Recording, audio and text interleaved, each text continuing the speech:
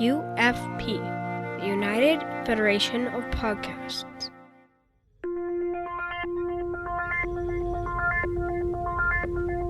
Engage. 78 years have passed since the days of the original USS Enterprise. Now a new Galaxy Starship has been designed.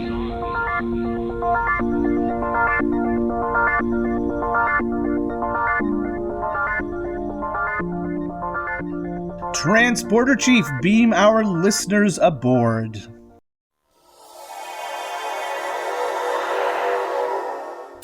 Welcome to Galaxy Class A Star Trek The Next Generation podcast on the United Federation of Podcast Network.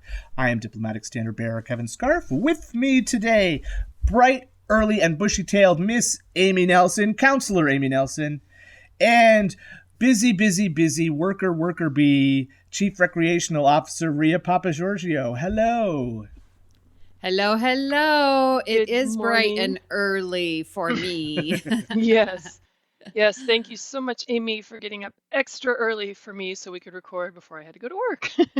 Well, I think it's good training because sadly, I have to say, I'm going to go back to work next week, you guys. I got to get back in teacher mode. Poor Amy.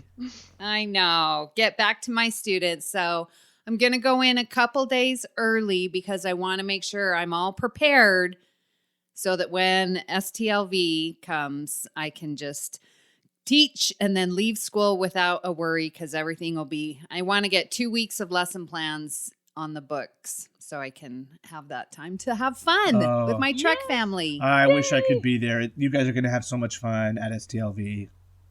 We will. Yeah, but I've got other plans.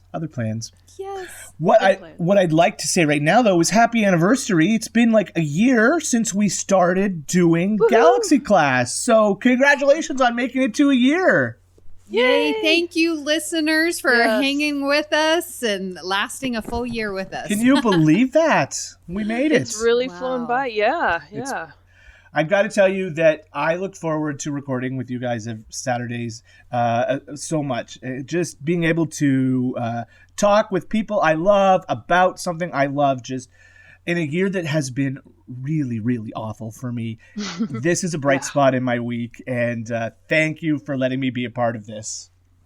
Thank you for being a part of this. Aww. This is, what a crazy time that we started too, but what a blessing this has been. It really has been. So, and I can't wait until we can all be together at a big convention and maybe record live or put us on TikTok or something.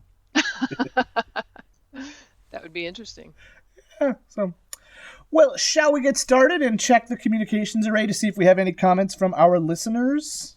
Logs access. We actually, well, by we, I mean I received a comment via text message from Laura Nisley Jimenez, and I did tell her to post it on the Federation Council chambers, but she said that she spends too much time on Facebook as it is, so she did not.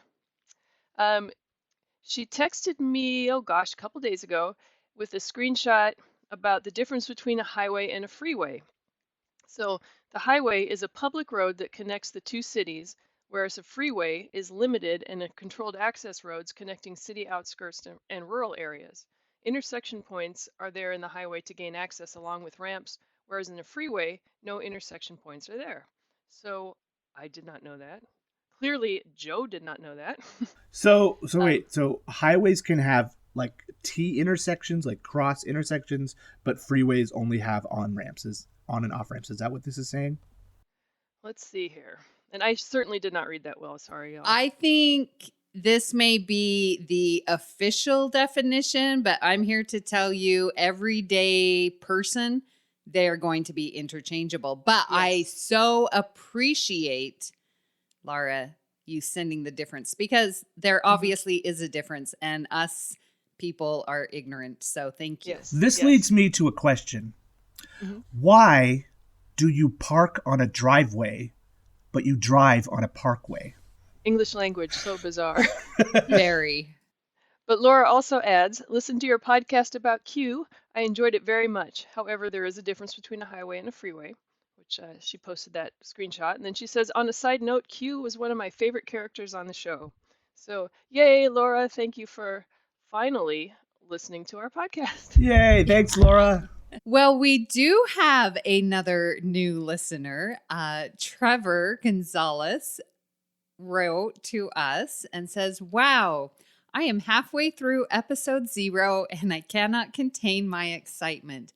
I am an ex-student of Counselor Nelson, and to hear her voice again in such a well-produced and fascinating podcast is a wild, wild trip. Congratulations and bravo to the Galaxy Class crew. Looking forward to listening while I work." Yay! Oh, that's awesome. That's a I know, perfect you guys. 1-year anniversary message. It too. Starting is. from the beginning.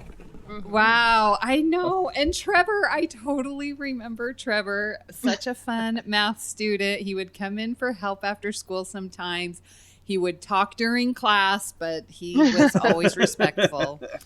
And it just makes me so happy. Oh, that's They're amazing. my students. Amazing. Hi, Trevor. Thanks, Trevor. And good luck with the slog through over 50 hours of listening to us. We also got a message on Twitter from the crew at Mickey's Marvels who said, this is in response to our Q profile. They said, the discussion should never end. Maybe we should revisit Q after Picard Season 2.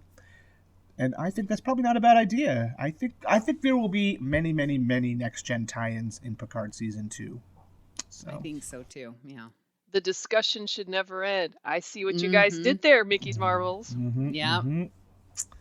So that's it for feedback right now. But why don't we get right into our feature topic? That would be this month's Batleth Battle. Bum, bum, bum. This is the captain. Senior officers will report to my ready room immediately. This is Batleth Battle. I don't know what number we're past the point of numbering them, and our battle today are two. I think these are two really fascinating episodes. I think they have lots of things in common. I think they have lots of cool differences. But we are talking about Season 3, Episode 22, The Most Toys, and Season 4, Episode 13, Devil's Due. I don't think these are episodes that get talked about a lot in terms of the huge Star Trek canon, but I think they are both very high-quality episodes, and I can't wait to get into this discussion. Now, I did put up a form of poll on both UFP and the Federation Council Chambers Facebooks. Facebook isn't allowing me to put up polls anymore. I do not know why. They have changed their rules, so I just asked the question. Next time I do this, I want everybody who just usually clicks, just drop the name of the episode in the comments. We'd love to get it. So we don't have a ton of votes. We do have, as far as it's the standings right now. Well, I'll let you know what the standings are at the end. We do have several votes on the Facebook pages. So I just want to let people keep checking the Facebook and the Twitter. We want to know your feedback on these. So, but I'll let you know the results when we get to our vote at the end. Why don't we start our discussion with The Most Toys? And I saw Amy has her fantastic Next Generation companion out. So do you want to give us a quick summary of The Most Toys?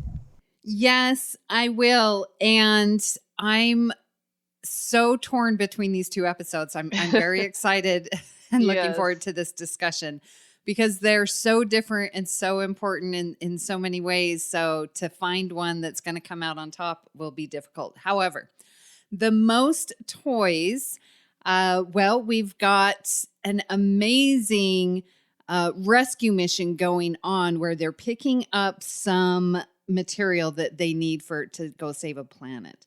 And the very last shipment that's being aboard via shuttlecraft, because it's so volatile that it could explode in transport, that it has to be done through shuttlecraft. So Data is taking it and he's coming.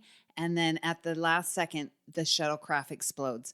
You guys, I was so shocked at this cold open. It really took me by surprise. Anyways, so everyone on the Enterprise is like, Data's gone. And so we have a little, going through Data's things, and Geordi's just not happy with it. There's something wrong, and figure out, oh, Data didn't follow procedure.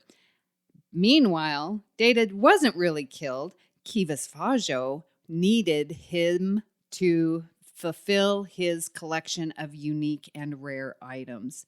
And so we go back and forth. Data's trying to escape, and Kivas is not allowing him. And finally, the Enterprise figures out that it was just a big scheme by Kivas Fajo. They track him down, and Data gets to the point. He turns the lady's name. Her name is Varia. Yep. Varia, yeah. And she decides to help him after Fajo's threatens to kill her.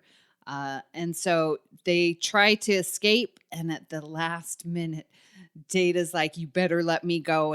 And Data comes to the conclusion, man, this guy's got to be stopped. And just at the moment where Data pulls the trigger, he gets transported away. They capture Fajo. He's going to, pay for what he's done. But boy, that's an episode. I'm just going to come out and say it. I really like this episode. Yeah. Do you know what I really noticed this go around was, again, that opening scene. And actually, before we see Data get blown up, we have him and Picard going through the Shakespeare, the Christmas Carol. Right, on the holodeck. Yes. And where Data is playing the role of Scrooge, and his partner's visiting him, the ghost Marley, and Data cowers in fear, but he's acting. But Picard's like, you're doing so well. And Data's like, no, I'm pulling from other actors and I'm just following their lead. And I figure that if I can pretend to be afraid and pretend to have these feelings and mimic them, then maybe that will get me closer to humanity. Mm-hmm, mm-hmm. And when Picard's like, the fact that you made that decision, that creativity, that original thought, that makes you human. I was so impressed with it. But why I bring that up is because so many people will say, well, Data obviously has feelings. Well, I think this episode sort of argues that and says Data is mimicking and really, truly trying to desire these feelings, although he can't have them. So even though he's mimicking them, and I think in this episode where it is very emotional, I think that sets up the argument. And I just really feel, and I believe that Data is just mimicking, and all of these emotions that people say Data have, that's not true. So I'm truly saying Data is written and does not have feelings. Really? Because I know that's a big argument in the Trek world. Mm-hmm. So how do you guys, do you think that it's just a flaw in the writing that Data really does have, or is he really an android with no feelings? I agree with you, Amy. And I agree with that he's trying to basically fake it till you make it. But when people make the argument that, oh, he has feelings because he does X, Y, and Z, I agree that he's a sentient android. He has a positronic brain that can produce calculations at a rate that we mere mortals can't even conceive. And he's so capable of mimicking behavior and exhibiting, the behavior, like to such, he does it so well. Oh gosh, I know what I'm trying to say, but I don't know how to word it. But yeah, he's able to create all the behaviors that would indicate that he's experiencing emotions without actually experiencing them. Okay. Although this episode does leave us with one big question mark, but yeah. This is where I gotta slightly disagree. If you are mimicking human emotions so closely that the people around you can't tell that you're mimicking them, are you just really experiencing the emotions? So do you think that Data is actually experiencing them, but isn't recognizing it? I think, like, it's hard to say, but Data's desire for this, like, desire is also an emotion. And this is something Data really feels he wants and needs. Like, if Data truly had no emotions, he wouldn't care about having emotions. And it seems like he does. He wouldn't be exploring humanity the way he is if he didn't. And I think I liked their short discussion of method acting and trying to get into the emotions of the characters you're portraying by using your own emotional responses.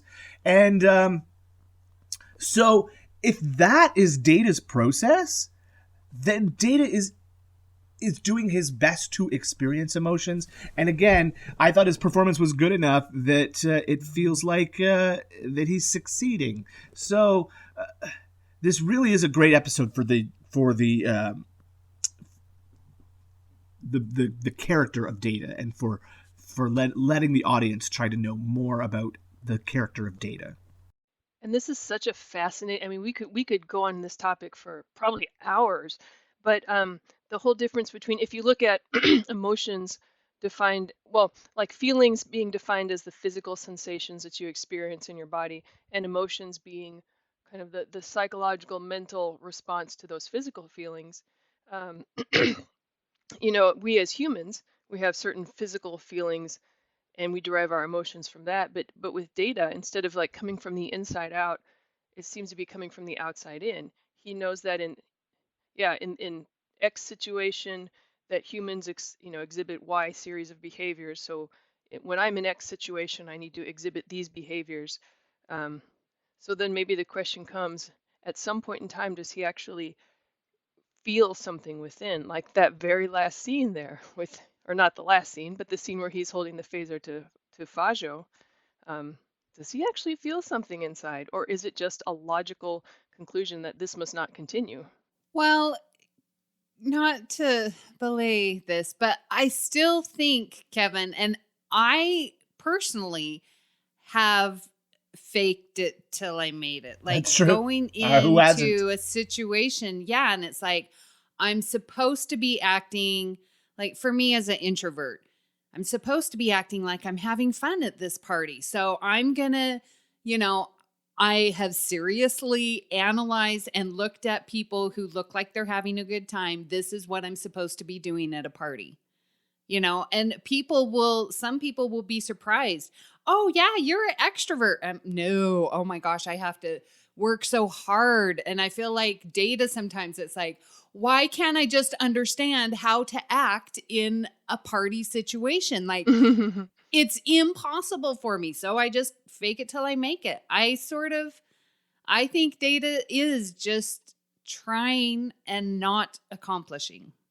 Yes. And again, not to belabor our psychological moment of the episode, but that is how I feel at work at my desk job every single day.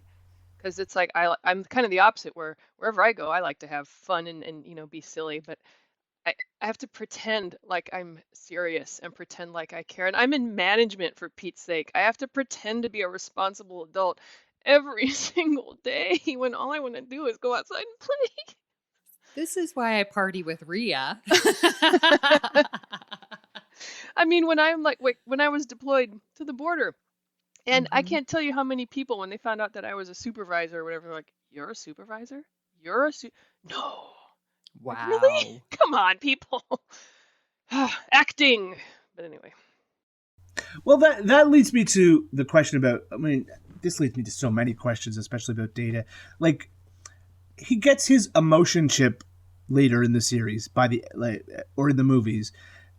How does an emotion chip work? Like, how can it, like, I would think anything created technologically would take external stimuli to give the being an internal response, right? Like, it feels like for humans, emotions come internally first, and even with an emotion chip, there's got to be an external stimuli to trigger Like why? I don't know. It feels like semantics right now to me. in generations, I will argue, that emotion chip was a very stupid thing, and even Braga has said that was a stupid thing to do. But I mean, he does get in the movie external stimuli, like he's trying to drink, but the most important one is that when he feels fear. Oh, remember, was that in Descent? That was before. And he was like holding up the Borg and he was trying to right? So that was even before the emotion chip. That was Lore sending him that. Oh, yeah, that's right.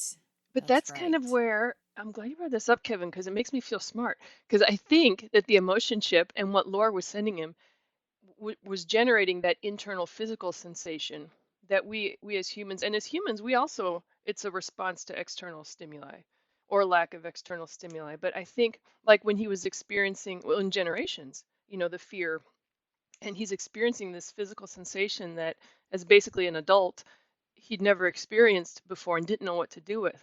Whereas we have our whole lives, as children, that's how you act when you're scared.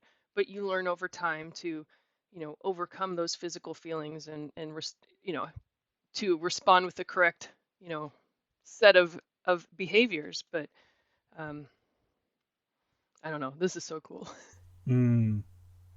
Well, we should continue on with our criteria for the episode. So we've done our summary. We need to talk about the guest stars for this episode and the importance to Star Trek canon, which I think we've talked about a little bit here with Data and his emotions. And this is really a Data-focused episode. But let's talk about the guest stars here. There are two major ones. The first is, for me, the great Saul Rubinek as Kivas Fajo. He's amazing.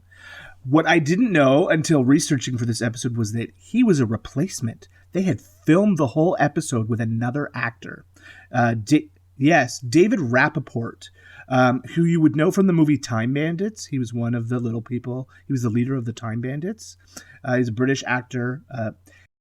He was on also the series called The Wizard, but I remember him from L.A. Law way back in the day. He played a lawyer, guest lawyer, for a couple episodes on L.A. Law.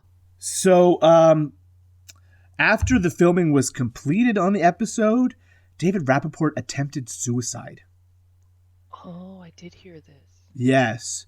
And so the producers of the show said, we really can't release this episode with this having happened. Well, he passed a couple days later. Yeah. So. Yeah.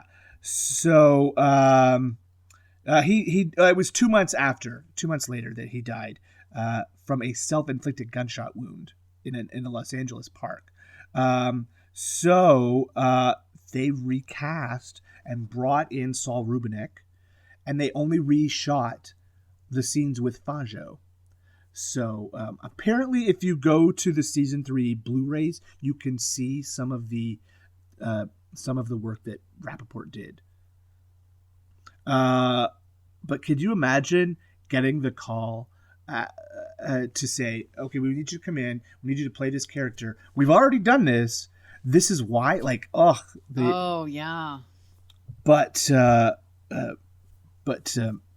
Rubinek is absolutely amazing. I mean, what he did for Fajo's character, I can't really compare, but I absolutely love his excitement and the little hop and a jump because he got Data, and he's just so unabashedly proud of his accomplishment and what it is. To think about the feat when Riker figures out all of this, like this planet, and purchase this really super expensive material or, element that they need. And yeah, Beverly's like, he would not make a profit at all. He's losing money to obtain Data. And that realization, like how conniving and just I loved, that little jump in. Oh, he's so excited when he gets his new toy, right? So evil. So yes.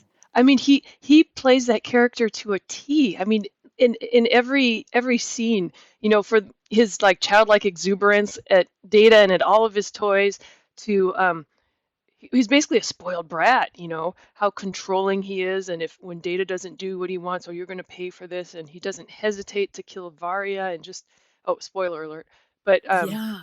When he was he's so walking perfect. in and talking to Varia saying, darling, how long have we known each other? Mm-hmm. And then to turn on her like that. Yes. Yeah. Yeah. That was her tipping point. Oh, for sure. Yes. Thank goodness. And his scene with Paylor Toff, the guy with like the crazy head Oh my gosh, jewelry, yes. which is just awesome, but awesomely so creative. creepy. Yeah, but just how he's trying to impress his friend, and when Data doesn't behave. Oh, yes, Kivas Fajo is one of my all-time favorite villains. So memorable too. The look of the character, like it's not crazy prosthetic makeup. I was really taking a look at his look when I watched this episode. He's got a little. He's almost got like Bajoran lines, but not on his nose. Under his nose, where you've got that little divot in your lip. He's got some prosthetics in his ears to give his ears a bit of an alien look, and he's got almost like trill spots, but they're like slash marks on the side of his face. So he still looks fairly human, but just enough to say, okay, he's not. And it just gives him this, he's like an imp, right? David Rappaport was a very, very short person. Saul Rubinek is not a tall man, but he's just got that sort of impish, elven energy, and just perfect for this role. Saul Rubinek is a Canadian actor.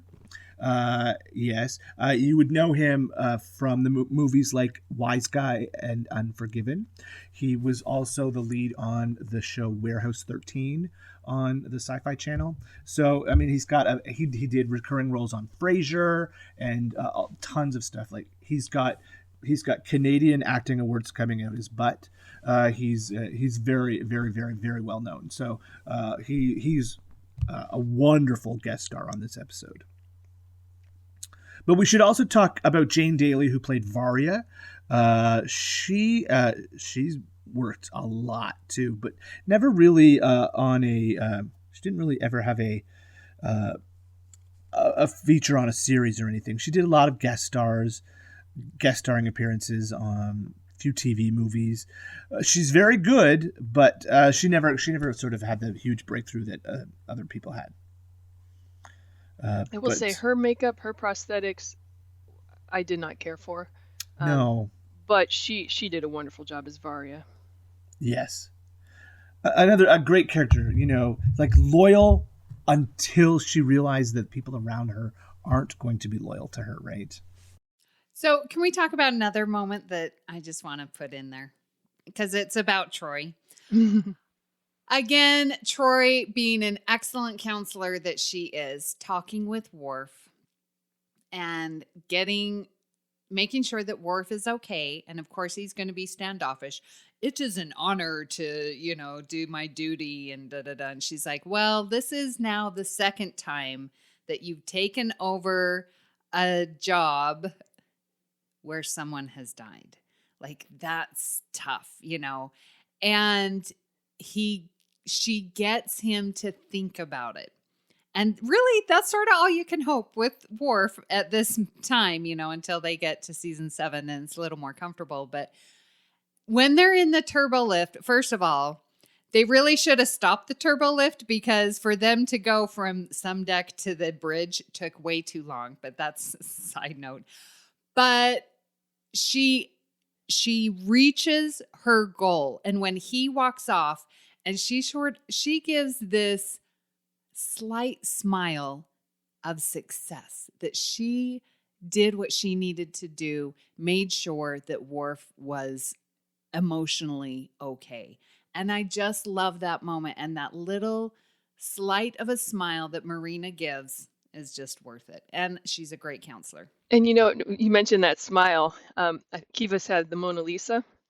And there's this scene where there's a few scenes where Data's kind of playing with the different collections, and when Data's trying to mimic the Mona Lisa smile. That's hilarious. That is perfect. Yep, that's good. So shall we move on to talking about importance to Star Trek canon? Yes, we should.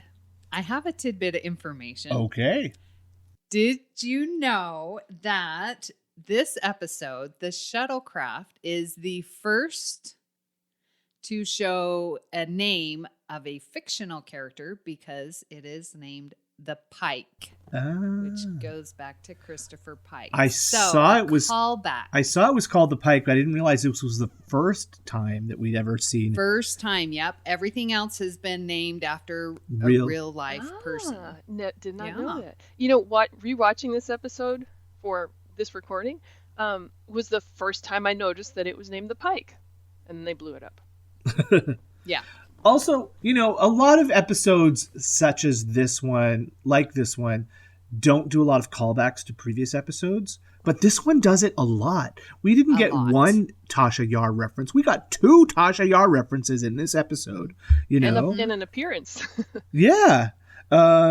So there are quite a few things that link this episode to the greater Star Trek canon. And to Measure of a Man, where he's pulling out, and remember his, obviously the Tasha Yar thing that he was packing when he was going to leave Starfleet, Measure of a Man. He also had his framed badges or whatever. His medals. Medals, yeah. His framed medals. And that was seen first in Measure of a Man, and we see it again here. I just love it. And we see his poker chips and playing cards. Yeah. Yeah. So, call back to all those times they played poker. So this episode has a lot going for it here. All right. Well, is there anything else we need to talk about when it comes to the most toys? Okay. Real quick. We're not going to go on.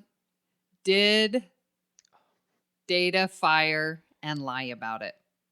I love that so much. I say yes. And yes. Why did he lie? We could talk, obviously, all about it, but let's get to Devil's Due. I'm sorry. No problem. Let's we can have another episode dedicated to why did he lie. Yes. So, Devil's Due.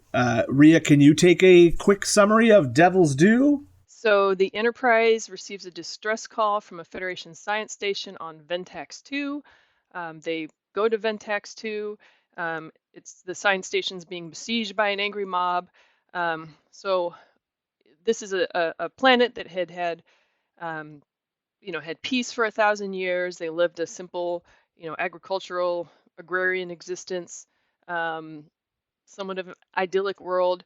And now it's in upheaval. And basically the Enterprise crew finds out that, 1,000 years ago, the planet, which had been very technologically advanced, but very much at war, had signed a contract with this god or this devil, that they would have 1,000 years of peace, and then in 1,000 years that the devil Ardra would come back and then the planet would be hers. And so, of course, the crew doesn't believe it, but then they meet Ardra, and she, at first glance, appears to be who she claims she is. She turns into Feklar, the Klingon devil. She turns into various, demonic creatures from different planets. She's able to create earthquakes and all this other stuff and make people disappear. Of course, Enterprise crew just doesn't believe that this could be. After they do a little bit of research, they find that basically she's got, a ship and some people, and this is all an elaborate, basically magic act.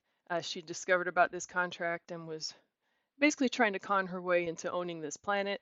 Of course, she claims that the planet and everything in orbit, including the Enterprise and Data, are also her property.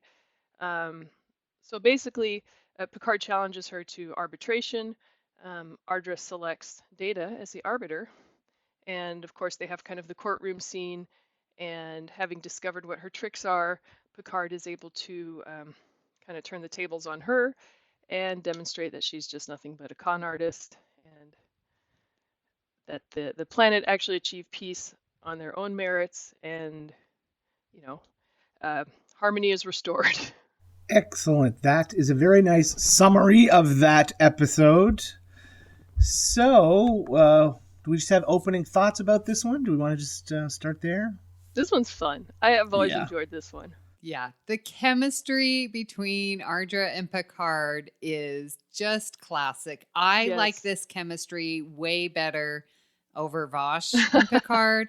I think it's really fun, and she tries to toy with him. But when Picard brings it to the main dude's attention for the planet, like, oh, so Ardra, she cleaned up your waters. No, we did that. Oh, so Ardra must have, wrote your constitution and, brought this legal system. Well, no, we did that, like point after point. And it's like, give yourself some credit and stop pushing it to some object or some being that you don't know even exists. Like, that's my favorite part of this episode. Ardra, Marta Dubois or Dubois, I'm not sure how you pronounce her name. She was amazing. great. She was actually born Yeah. in Panama, which I thought was cool. But yeah, I agree with you, Amy. The chemistry that she has with Picard, she just plays this. She's such a good con artist. How many different aliases did they say she had? Oh my gosh. Oh my, yeah. She's so just many. I mean, speaking of acting, just this character, acting the role of Ardra. Oh, she was just phenomenal. And she never broke.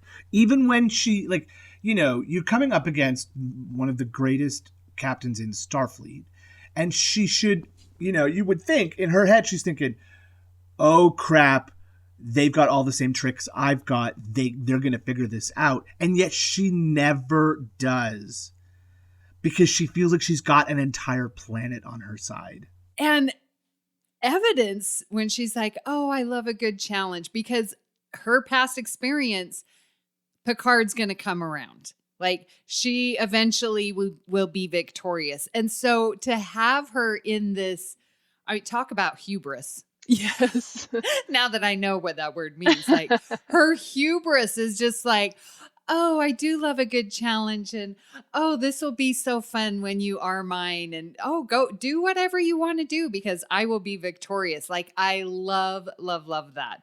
And the actor, was Magnum PI's wife on that show, or ex-wife. Oh, I did not know Yeah, that. so she's acted with the greats, Patrick Stewart and Tom Yeah, Selleck. she's why don't we talk about Marta Dubois? We'll sort of roll right into guest stars, because when you're talking about this episode, there really is only one. There are the scientists and the people from the planet, but this is Ardra's show, right? And we never do learn her real name. She's Ardra, right? Like, Ardra is the name that the people from the planet gave her, but we never get what her actual real name is. Yeah, because there's names from other planets, but those exactly are just aliases exactly as far as we know. So Marta Dubois, again, a lot like the actress who played Varia, never really broke through. She did have a lead role on Tales of the Gold Monkey, which was a one-season series in the early 80s. But other than that, she did a lot of guest acting on many, many shows, including Hardcastle and McCormick, Magnum PI, like we said, A-Team, Law, LA Law, Matlock. So she made her rounds of the hits of the 80s.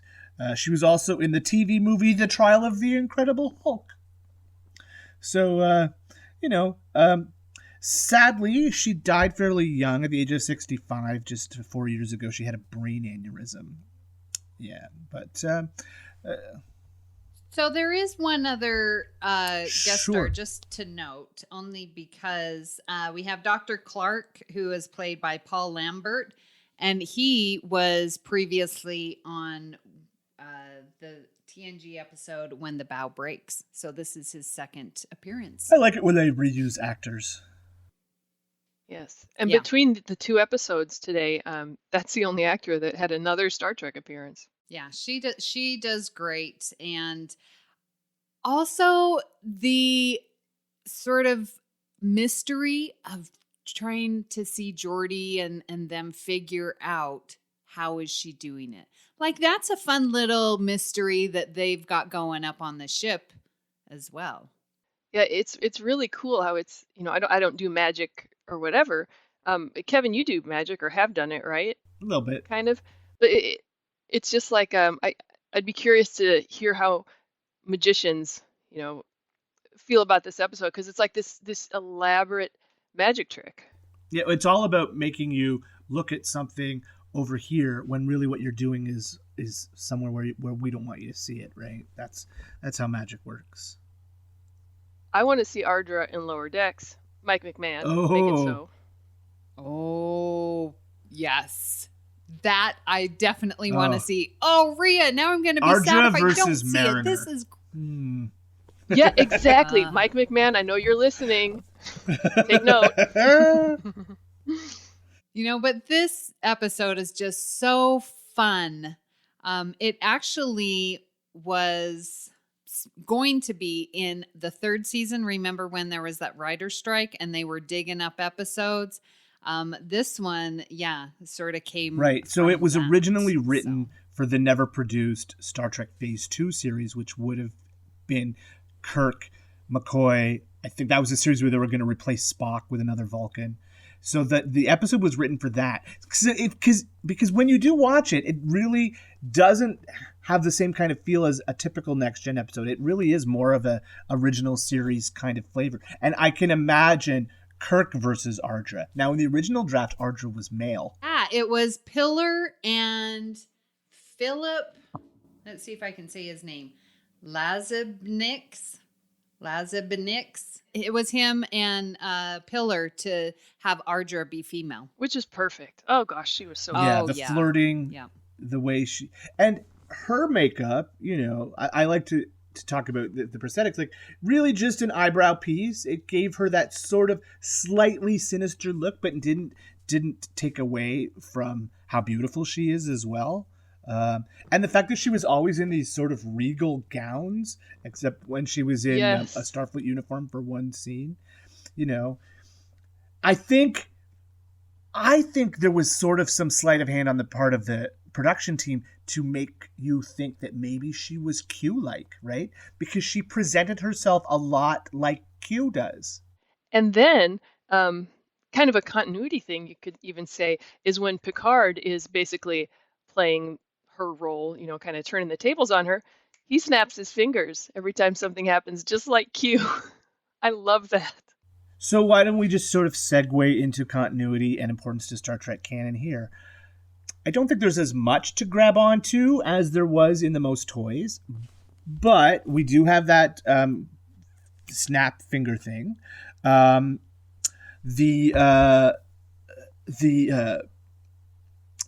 Klingon demon Fekler, is that something that we had seen before? Yes. Well, I think so. Rhea? Actually, we hear Feklar in Lower Decks. I think it's mentioned, or he's mentioned in Deep Space Nine.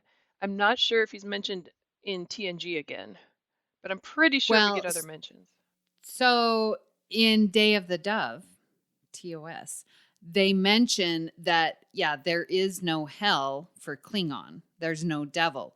And it's, again, just sort of here, sort of canon-wise, canonically follows that and says that Feklar is the guardian of Graythor, and that's where, they go after they die if they don't have hero status or, warrior status. So it's confirmed and follows from Day of the Dead that he's not really the devil, he's just the guardian of, and so that fits. And part of the canon. He's there to torment those that don't make it to Stoffel. Part of the reason Worf reacts so strongly here too is because he was discommendated by the Klingon High Council at this point too. So the other thing, according to Memory Alpha, that might be a continuity thing, or it could just be coincidence, is when Ardra transforms herself into that red devil. That character did look a lot like a character from the animated series. There was an episode called The Magics of Megas 2, and similar look. Yeah, Lucian. Similar look. We can't say for sure that's just a typical devil look, really. So, but it could have been. I found it interesting that the, director creators chose that specific look to represent the devil. I mean, because there's a lot of different looks, but every time I see that come up, I'm like, that typifies what I know as a devil, red with the horns and, and I found it interesting. Like they could have put more, I don't know, maybe Europeans have a different look. I mean, there's just so many different cultural directions that they could have gone. I was pretty happy with what they did choose because they could have chosen a lot. Yeah, that's a good point. That's a very westernized concept of the devil. That's also what I think of too. Thinking. The red and the ears and the tail. I would love to hear listeners that are from other Earth continents. Yes. What's your conception of the devil? What do you picture? Ooh, that could be a whole other episode. Well, just because I was thinking like Santa Clauses, how each culture has a different Santa Claus, Saint Nick, whatever, Or none at all. I thought maybe you were equating Santa with the devil. What? No. Only when he's a Canadian guy with a glorious beard. I don't know what you're talking about. I don't have a beard. Kevin's laws. So, anything more that we should say about Devil's Due? Well, that moves us on to the debate and commentary point. Should we reveal the results of our poll here? So, like I said, it wasn't an official poll because Facebook wouldn't let me do it. The comments, not a ton of comments here, but I will. I'll just read them out. Why don't I do that? Rashid Ozaman said, Devil's Due for me personally. Stuart McElwain said, Devil's Due for me. Danny Galea says, the most toys has the better guest star and it feels like it has actual stakes. Devil's Due feels very TOS, and I think it was a script from the Phase 2 series, which, yes, that is true, Danny. We have such smart listeners. And then from the posting I made this morning on the UFP page, someone from the United Federation of Podcasts, I do not know whom, posted, I like Devil's Due better, but the most toys is more important for Data's character development. Did he fire the disruptor? Of course he did. And then he lied about it. I don't recall any time he'd lied like that anywhere in the series, alien influence and malfunctions notwithstanding. So, that... Well, we also have an unofficial poll coming straight out of Manchester, UK. And we have 3 out of 4 people voting for the Devil's Due. That would be Kelvin, James, and Ewan. And our co-host, Joe, is voting for the most toys. So that if we add that up, how many votes? Obviously, Devil's Due seems to be coming out on top here. How do we feel about that? Yeah. Yes. Are our listeners right or wrong? Well, I'll go first. I'm glad we had this discussion because, again, I watch both of them and my brother who loves TNG as well. I was like, well, which one do you think? And he's like, well, at the beginning, I was 100% Devil's Due. But now he watched him with me one right after another. He's like, watching him that way is very interesting. I said, I know. I really enjoy why we have these Batleth battles. And he's like, I can see why the most toys might get my vote. And I said, well, which one do you vote for? And he's like, I don't know. So I can't.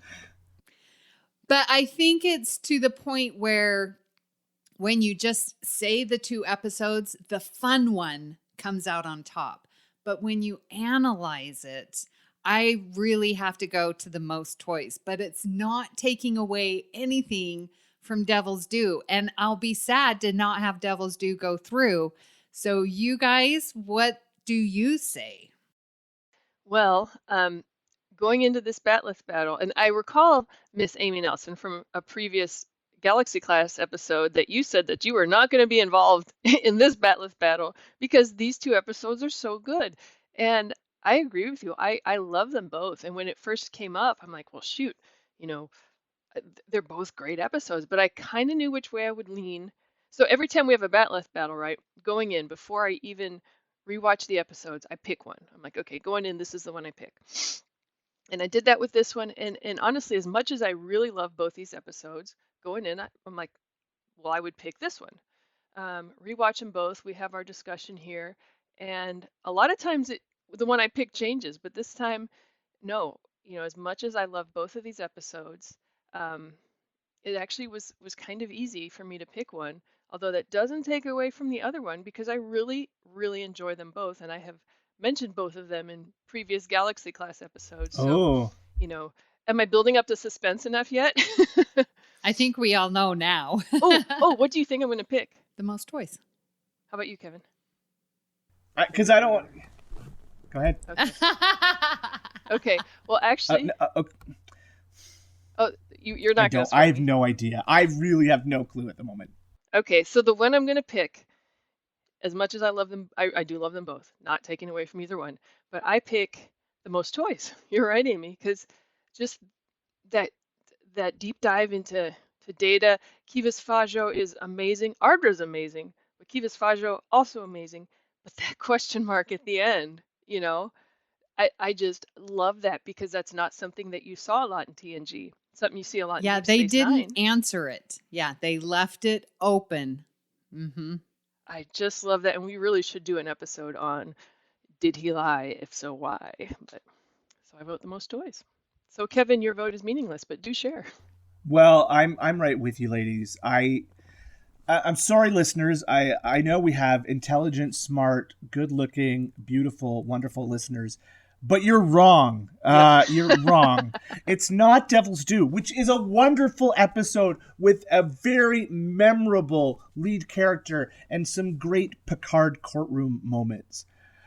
But the show that has a more lasting impression, a show that changes some of our characters, an episode that drives things forward a little bit more, is The Most Toys. So that is my vote as well. So that means by a vote of 3-0, The Most Toys will move on to the next round, where it will face off against an episode that got a bye because of the weird number of episodes. Lots of episodes got byes. So it will be facing off against the season 1 episode, Will Paris. And that will come quite a ways into the future.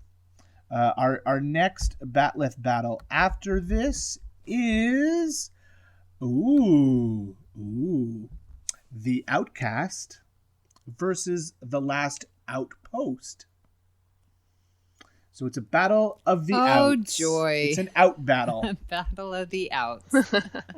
Well, I know which way I'd vote now, but we'll see if that holds up. Yeah. Exactly. Incoming transmission. So this has been a very, very fun discussion, and we would love to hear your thoughts on today's show. If you disagree with us, please let us know. Yell at us, scream at us, jump up and down. If you think we're the smartest, most intelligent Star Trek podcasters you've ever met, we'd love to hear that too. And you're probably right. So we would love you if you join the Federation Council Chambers on Facebook, where you are welcome to start conversations with us or add any general Star Trek info you want to share with the group. Including information on highways and freeways. Laura, I know you spend too much time on Facebook, but join the Federation Council Chambers. Well, and if you'd like to send us an email and rant away, you can send that to us at galaxyclass@ufp.earth. That's our email. And we definitely will read it on the air. Please hit the subscribe button on Apple Podcasts or wherever you get your podcasts and leave us a star rating and written review. That helps others to find the show. You can also follow the entire network's podcast with our master feed by searching United Federation of Podcasts. That way you won't miss any of our fine shows like All Good Things, Franchise Fatigue, Always Hold On to Arrow, History with the Szilagys, Mickey's Marvels, Infinite Diversity, and Sasquatch. So, Amy, where can people find you when you are not counseling Worf on how to best fill in for his crewmates who are dead or presumed dead? That's a tough one, man. That's tough. And when I'm not doing that, you definitely can find me podcasting about it because, what counselor doesn't tell the world about their patients? So sorry. So yeah, here on the network where I'm hosting All Good Things, I need to get another episode out. Still working on that. I am also podcasting about the Orville and Star Trek episodes and comparing them over on Union Federation Podcast.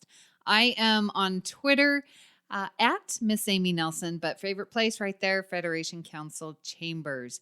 And Kevin, where can people find you when you are changing into Feklar and Devil and Ardra and capturing entire civilizations to serve at your command? Oh, that is what I'm normally doing. So, Just like a true Canadian.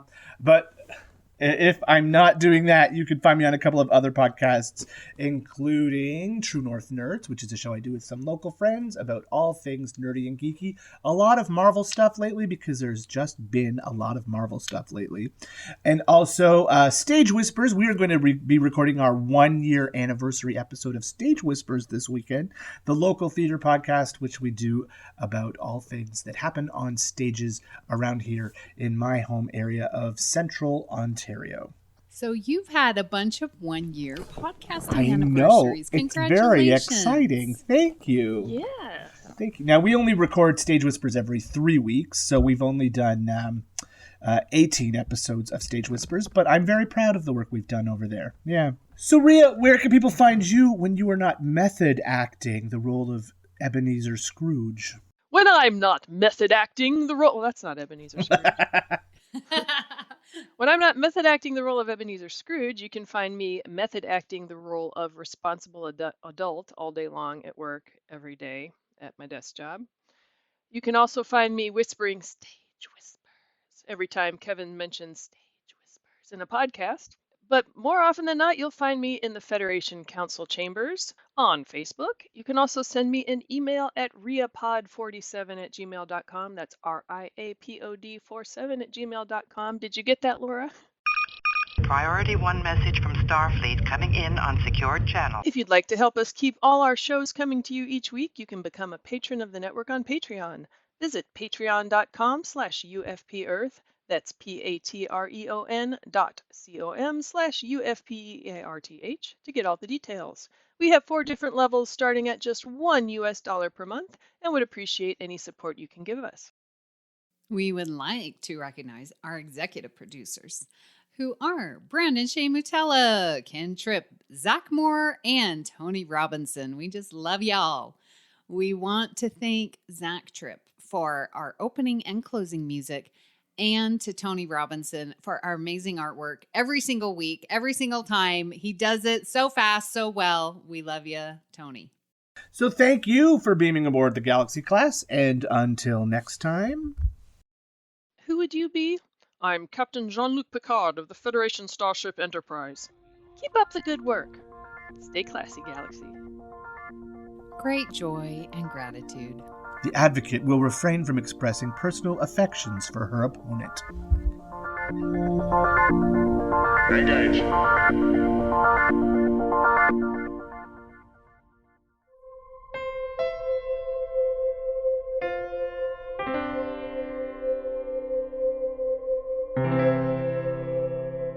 This has been a production of MTMR Media Works.